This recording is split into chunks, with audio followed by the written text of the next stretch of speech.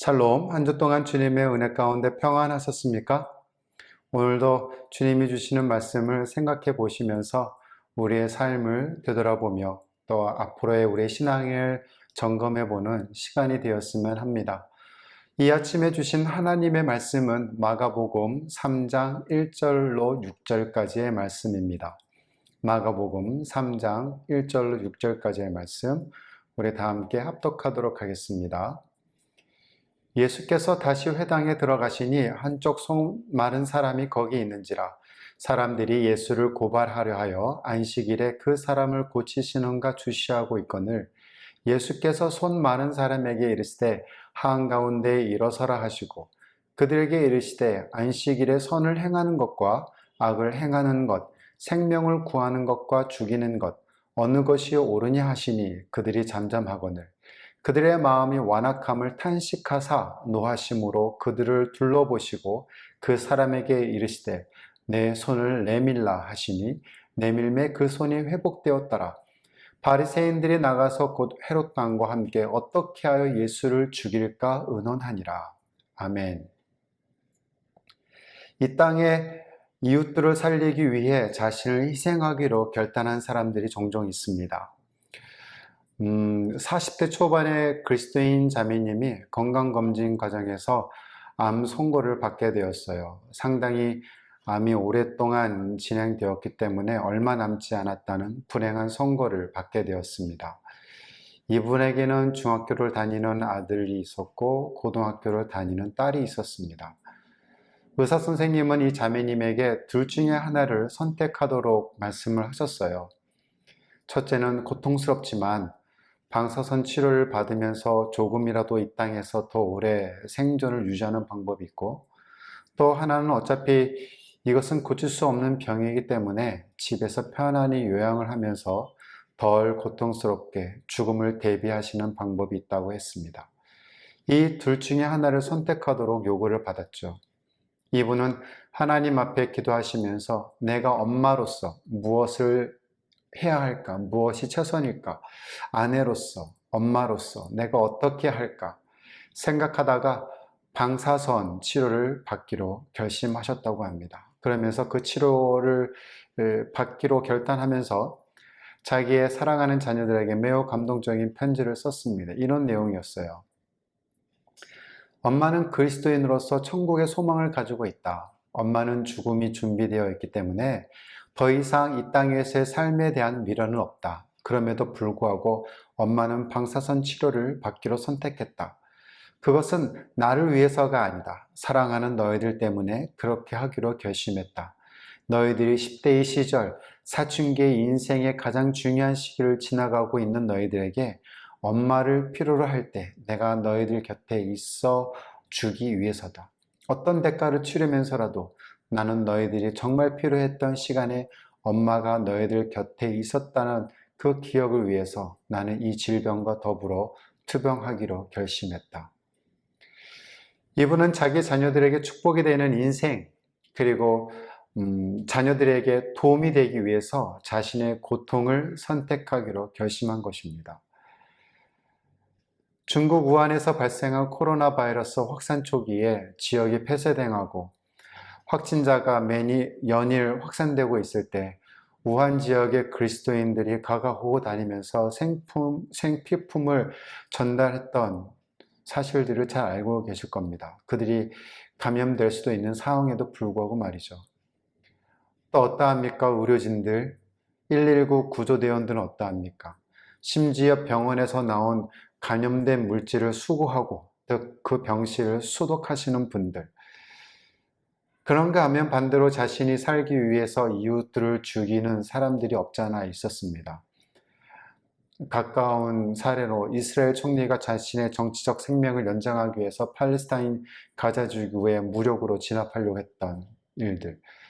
중국에서는 식염수를 넣어서 가짜 코로나 백신을 만들어서 팔기도 했고, 또 몇몇 유흥업소는 정부의 단속을 피하기 위해 개조하고 영업하다가 감염이 확산되었기도 했고, 코로나 양성 판정을 받은 한 학원 강사는 방역당국에 거짓 진술을 함으로써 역학조사를 방해했고 이로 인해 감염 확산이 증가가 되는 사례들이 있었지 않습니까? 오늘 본문에는 이런 대조적인 두 가지의 선택의 사례를 생각해 보려고 해요. 두 가지의 대조적인 선택의 케이스가 본문의 안에 제시되고 있습니다. 먼저 본문 4절에서 예수님이 이렇게 바리새인들을 향해서 도전적인 말씀을 하고 계세요. 4절.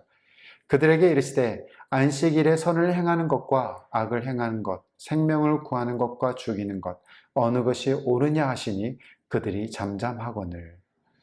선을 행하는 것과 악을 행하는 것, 생명을 구하는 것과 죽이는 것, 어느 것이 옳으냐? 영어 성경에는 which is lawful on the Sabbath 라고 되어 있어요. lawful은 합당한 것을 얘기하는 거예요. 합당한, 합법적인 것. 어느 것을 선택하겠느냐? 어느 것이 바른 선택이냐고 물어본 거죠. 이것이 주님의 질문이셨습니다. 동일하게 이 질문이 저와 여러분에게 하고 있는 거라고 생각해 봅니다. 첫 번째 우리 생각할 것은 생명을 죽이는 사람들의 이야기를 먼저 하려고 해요. 본문에 이런 사람들이 등장하잖아요. 누구입니까? 예, 바리새인들입니다. 본문 6절을 보면 바리새인들이 나가서 곧 헤롯 왕과 함께 어떻게 하여 예수를 죽일까 의논하니라. 그들은 예수를 죽이고자 결심했습니다. 바리새인들은 그 시대의 가장 대표적인 종교인들이었다는 사실을 잊지 마셔야 합니다. 하나님을 믿는 사람들이었고 경건한 자들이었습니다. 하시딤의 후예였죠. 구약과 신약 시대의 중간기라고 할 수 있는 이 400년은 우리는 암흑기의 400년이라고 부릅니다.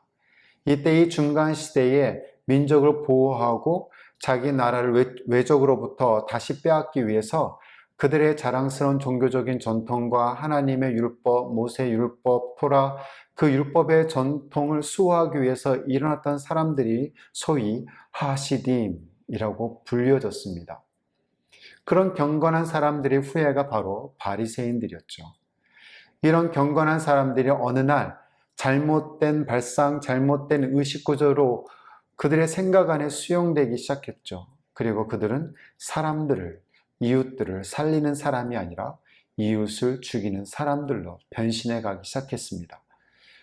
그리스도인인 여러분과 저도 어느 날 잘못된 의식구조를 우리 안에 갖기 시작할 때 이 바리새인들과 마찬가지로 이웃들을 죽이는 살인의 행렬에 우리도 가담할 수 있다는 것을 기억하십시오. 우리는 이 경고를 오늘 이 본문 말씀을 통해서 받아야 할 필요가 있습니다. 사람을 실제로 죽이는 것만 살인이 아니에요. 정신적인 살인, 종교적인 살인도 있을 수가 있습니다. 바리새인들이 왜 그렇게 되었을까요? 두 가지 이유를 본문에서 발견할 수 있습니다. 첫 번째는 마음의 완악함 때문입니다. 5절 상반절을 보십시오. 그들의 마음이 완악함을 탄식하사 노하심으로 그들을 둘러보시고. 본래 이 완악하다라는 단어의 본래의 뜻은 자기밖에 아무것도 생각하지 않는 사람 또는 이웃들을 생각할 여지가 없는 자기만의 생각으로 굳어진 상태라고 표현되어 있습니다. 성경에서는 철저한 이기적인 생각으로 견고하게 굳어져 버린 마음의 상태일 때 완악하다라고 성경은 표현하고 있어요. 전혀 이웃을 생각하지 않는 그런 사람. 그래서 우리 사회가 아주 불유쾌한 사회로, 이웃을 전혀 생각할 여지가 없는 사회로 변해버렸죠. 철저한 이기주의, 죄성, 인간 안에 자리 잡고 있는 이 본질적인 부패성, 이것이 이기주의입니다. 참으로 아픈 현실은 한국교회가 지역사회를 생각하지 않고 정부의 방역 지침을 따르지 않으므로 교회의 이기적인 행동으로 주민들로부터 외면당하고 사회로부터 무시당하고 그로 인해 교회를 등져버린 수많은 영혼들. 그러면서도 교회 안에서는 하나님을 사랑하고 이웃을 사랑하라고 가르치고 있는 외식적인 모습, 참 안타깝고 가슴이 아픈 현실입니다. 죄악의 뿌리가 바로 이기주의입니다. 여러분의 삶에 매일매일 불유쾌한 그런 일들이 얼마나 많이 발생하고 있습니까? 소수이긴 하지만 마스크를 착용하지 않고 대중교통을 이용하거나 공공장소에 있으신 분들, 또 묻지마 폭행으로 택시기사를 때리거나 길거리 여성을 폭행하고 어르신들을 폭행하는 사건들, 가장 사소한 일에서부터 이웃들을 헤아려야 합니다. 이것이 우리 안에 깨어나야 할 가장 중요한 삶의 변화의 한 단면이라고 생각할 수 있습니다. 어떤 대학교 화장실에 딱 들어가니까 그런 낙서가 써 있었어요. 기억하라. 당신이 사색에 몰두하고 있는 동안 밖에 있는 사람은 사색되어 있다. 이런 작은 이기심에서부터 시작해서 결정적으로 한 사회를 무너뜨릴 수 있는 무서운 바이러스가 바로 이기주의입니다. 교회 안에도 종교적 이기주의, 종교적 이기심이 있을 수 있어요. 이런 마음의 완악함, 그 당시에 바리새인들이 그런 생각에 사로잡혀 있었습니다. 두 번째 이유는 독단적 신앙 구조라고 할 수 있어요. 도그매티즘이라고 말할 수 있는데요. 독단주의죠. 독단주의. 여러분이 어떤 특별한 신앙 체험을 했어요. 그런데 그 신앙 체험을 절대화시키는 것이죠. 모든 사람이 다 똑같이 이런 체험을 해야 한다는 사상입니다. 자기의 신앙 체험을 절대화시키는 것이에요. 혹은 자기에게 편리한 어떤 종교의식, 자기가 선호하는 종교의식을 절대화시키는 것입니다. 기독교 신앙에서 복음 이외에는 아무것도 절대화될 수가 없어요.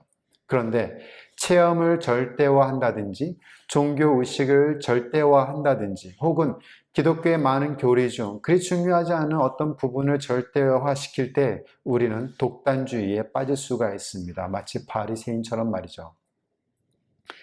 바리새인들의 독단주의를 오늘 본문에서 두 가지를 찾아볼 수 있습니다. 첫 번째는 금식에 대한 생각이고 두 번째는 안식일에 대한 그들의 사고입니다. 먼저 금식을 생각해 볼까요? 본문 앞장인 2장 15절에서 22절에서 찾아볼 수 있습니다. 18절을 보겠습니다.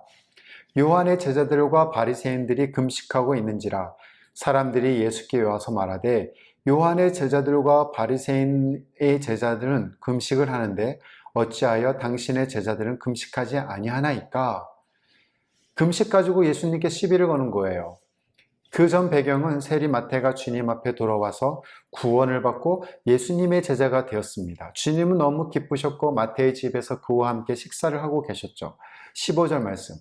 그의 집에 앉아 잡수실 때에 많은 세리와 죄인들이 예수와 그의 제자들과 함께 앉았으니 이는 그러한 사람들이 많이 있어서 예수를 따름이더라. 잔치를 열면서 즐거움 속에 한참 흥이 있을 때 그 광경을 가만히 바라보고 있던 바리새인들 시비를 거는 거예요. 우리들은 금식하는데 요한의 제자들도 금식하는데 어째서 당신들은 먹고만 있습니까? 네, 금식은 필요합니다. 그러나 문제가 어디 있냐면 자기의 금식에 대한 선호성을 절대화시켜서 금식하지 않는 이웃들을 정죄하는 것이에요. 본래 이스라엘 백성들에게 종교적 금식은 1년에 딱 한 차례가 있습니다. 1년에 한 차례, 속죄제, 그때 1년의 금식을 딱 하루 하는 것이에요. 물론 비상사태가 벌어지면 금식하기도 했습니다마는 종교적 규례로서의 금식은 1년에 단 한 번 있었습니다. 그런데 어떤 사람이 누군가가 이런 생각을 하기 시작했어요. 1년에 한 번만 해서 되겠느냐? 한 달에 한 번은 해야지. 그 다음엔 일주일에 한 번 해야지. 예수님 당시 바리새인들은 일주일에 한 번 가지고 되겠느냐? 경건한 사람들은 일주일에 두 번은 해야지. 그래서 예수님 당시의 바리새인들은 일주일에 두 번씩 금식을 했어요. 가만히 보니까 예수님 제자들은 금식을 안 하는 것 같거든요. 왜 당신들은 금식을 안 합니까? 그것 가지고 시비를 걸기 시작했습니다. 예수님의 대답이 뭐예요? 19절입니다. 예수님께서 그들에게 이르시되 혼인집 손님들이 신랑과 함께 있을 때 금식할 수 있느냐? 신랑과 함께 있을 동안에는 금식할 수 없느니라. 20절에 그러나 신랑을 빼앗길 날이 이르니 그 날에는 금식할 것이니라. 예수님이 금식을 부인하지 않으셨어요. 금식은 좋은 것입니다. 필요한 것입니다. 그러나 지금은 금식의 때가 아니라는 말이죠. 지금 세리 마태가 주님께로 돌아왔어요. 죄인 마태가 회개하고 돌아와 예수님의 제자가 되었어요. 지금은 축제의 시간, 지금은 잔치를 벌여야 할 시간, 지금은 즐거워야 할 시간이에요. 마치 결혼식장과 같이 말이죠. 그런데 하필이면 그때 와서 금식 왜 안 하느냐? 라고 시비를 건단 말이죠. 이것은 독단주의예요. 또 하나는 안식일입니다. 마가복음 2장 23절을 볼까요? 안식일에 예수께서 밀밭 사이로 지나가실새 그 제자들이 그 길을 열며 이삭을 자르니 안식일날 예수님의 제자들이 이삭을 잘라 먹은 거예요. 그것을 바라본 바리새인들의 반응이 무엇입니까? 24절입니다. 바리새인들이 예수께 말하되 보시오 저들이 어찌하여 안식일에 하지 못할 일을 하나이까? 겨우 하는 소리가 안식일에 하지 못할 일을 하나이까? 라고 시비를 거는 거예요. 왜 하나님이 안식일을 우리에게 주셨을까요? 안식의 핵심은 안식일을 지키느냐 안 지키느냐 그보다 더 중요한 것은 하나님이 우리에게 안식일을 주셨다는 것입니다. 그것이 중요한 것이에요. 우리를 위해서, 인간을 위해서, 사람을 위해서, 주님의 축복, 우리의 유익을 위해서 하나님은 우리에게 안식일을 주셨습니다. 그러나 이런 하나님의 마음을 헤아리지 못하고 바리새인들은 안식일이라는 종교적 의식이나 전통을 절대화시켰습니다. 그러면서 안식일을 안 지킨다고 돌아다니며 정죄하고 다니는 거예요. 예수님이 어떻게 말씀하셨습니까? 마지막 절을 보면 27절, 28절입니다. 또 이르시되 안식일이 사람을 위하여 있는 것이요 사람이 안식일을 위하여 있는 것이 아니니 이러므로 인자는 안식일에도 주인이니라. 무슨 말씀입니까? 내가 안식일의 주인이다. 내가 안식일을 너에게 주었다. 왜 주었느냐? 안식일은 사람을 위해서 존재하는 것이다. 사람이 안식일을 위해서 존재하는 것이 아니라 바로 안식일이 너희를 위해서 존재한다 라고 예수님이 말씀하고 있는 거예요. 그 당시 바리새인들은 안식일을 기억하여 거룩하게 지키라 라는 말씀에 안식일에 대한 규례를 만들었습니다. 몇 개를 만들었냐고요? 39개를 만들었습니다. 안식일에 하지 말 일 39개.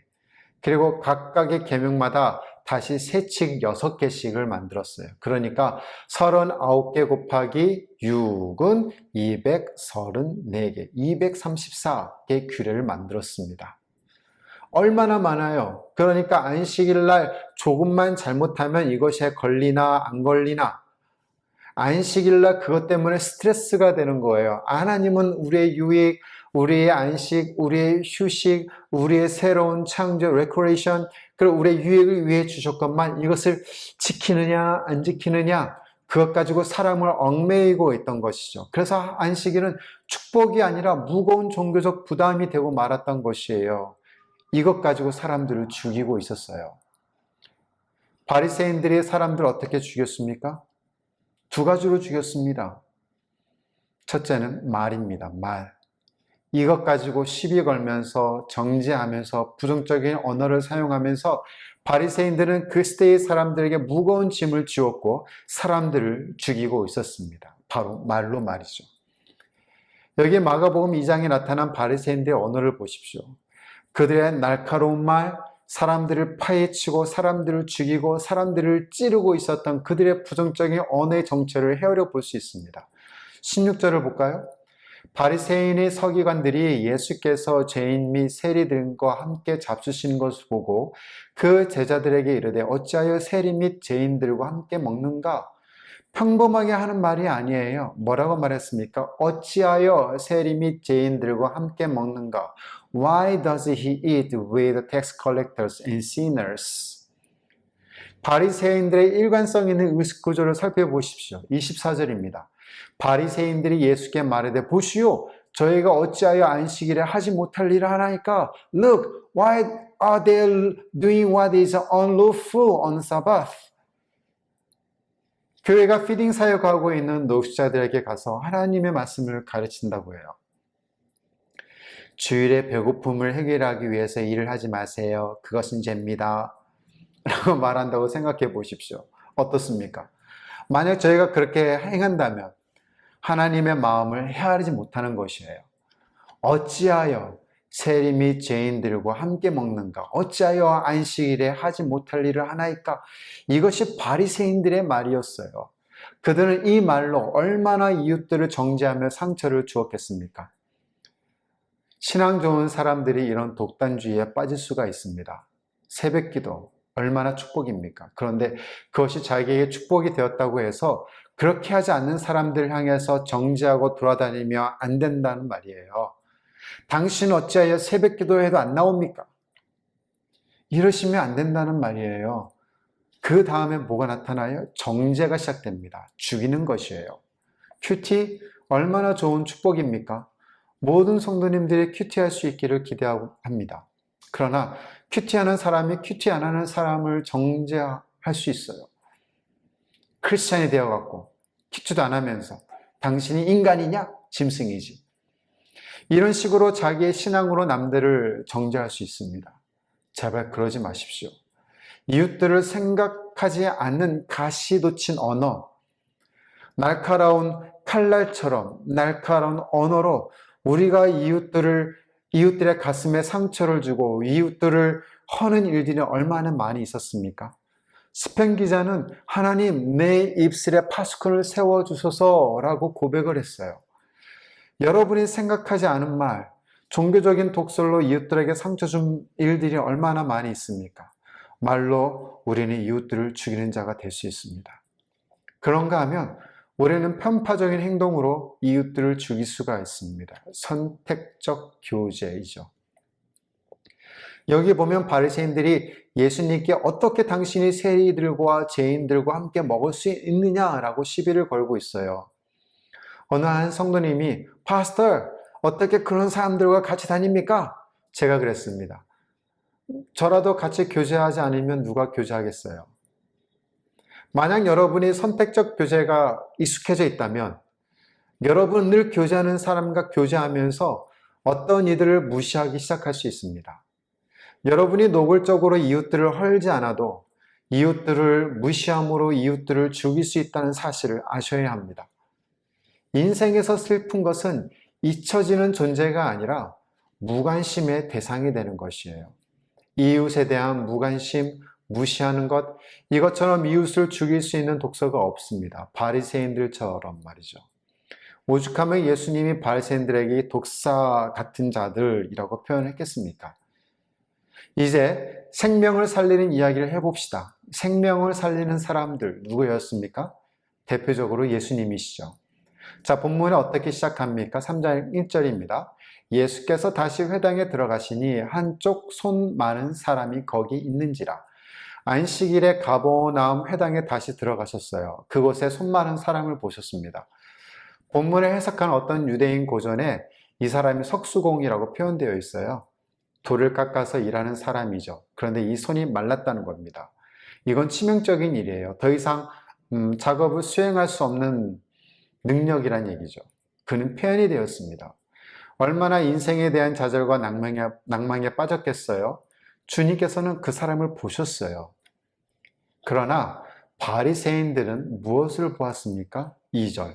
사람들이 예수를 고발하려 하여 안식일에 그 사람을 고치는가 주시하고 있거늘.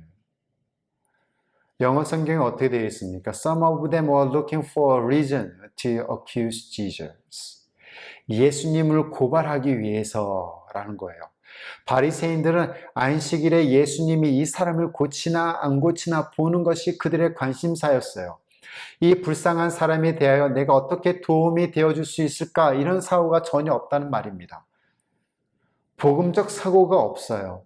복음적 의식 구조가 없습니다. 놀라운 사실은 저와 여러분들도 때로는 바리새인과 같다는 것이죠.